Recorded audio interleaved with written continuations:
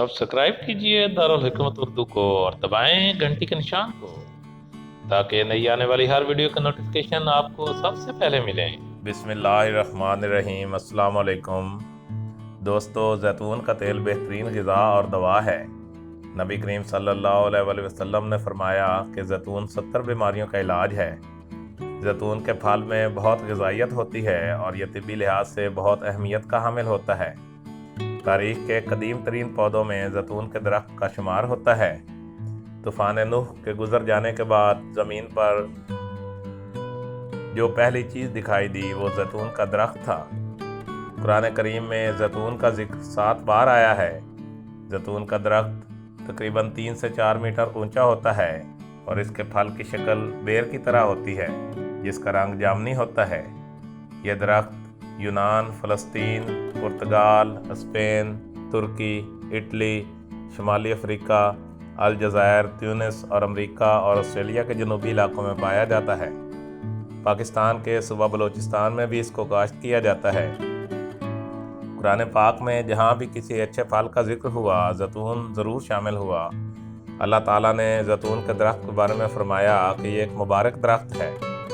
नबी पाक सल्लल्लाहु अलैहि वसल्लम ने इसका फ़वाइद का बहुत दफ़ा जिक्र किया है।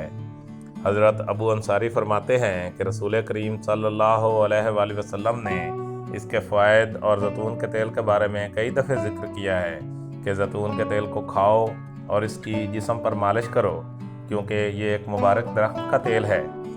हज़रत कमर रज़ी अल्लाह अन्हु फरमाते हैं कि नबी करीम सल्लल्लाहु अलैहि वसल्लम ने फरमाया कि तुम्हारे लिए जैतून का तेल मौजूद है, उसे खाओ और जिस्म पर मालिश करो क्योंकि ये बवासीर में भी फ़ायदा देता है। खालिद बिन साद रज़ी अल्लाह अन्हु रिवायत करते हैं कि मैं गालिब बिन जबर के साथ मदीना आ रहा था कि रास्ते में गालिब बीमार हो गए।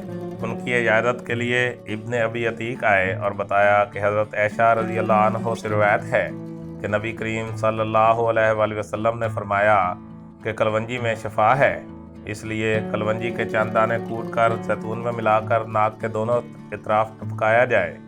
हमने ऐसा ही किया जिससे गालिब बिन जबर रज़ी अल्लाह अन्हु शिफा याब हो गए। हज़रत अबू हुरैरा रज़ी अल्लाह अन्हु रिवायत फरमाते हैं कि नबी सल्लल्लाहु अलैहि वसल्लम ने फरमाया जैतून का तेल खाओ और इसे लगाओ क्योंकि इसमें 70 बीमारियों का इलाज मौजूद है जिनमें से एक कोढ़ भी है। दोस्तों, अब हम बात करते हैं इसकी कीमियाई हैसियत की कि इसकी कीमियाई हैसियत क्या है। जैतून का तेल अमेरिका और बरतानिया के सरकारी फार्माकोपिया में शामिल है और इलाज के लिए एक मुसल्लमा दवाई है। उनके मुकर्रर करदा सरकारी मेयार के मुताबिक ये ताज़ा जैतून के दरख्त से निकाला हुआ तेल है जिसका रंग दूधिया या सब्ज़ी मैल पीला होना चाहिए। इसमें कोई ख़ास खुशबू ना हो, आम हालात में स्याल हो, पानी से वज़न में हल्का हो, 4 डिग्री सेंटीग्रेड दर्जा हरारत पर यह जमने लगता है। इसके कीमियाई अज्जा में आलिक एसिड, पामिक एसिड, लिनोलिक एसिड और ग्लिसराइड शामिल होते हैं। जैतून का तेल पके हुए फल से निकाला जाता है। कच्चे या गले हुए फल में तेल की मिकदार बहुत कम होती है। इसके बीजों में से भी तेल निकाला जाता है।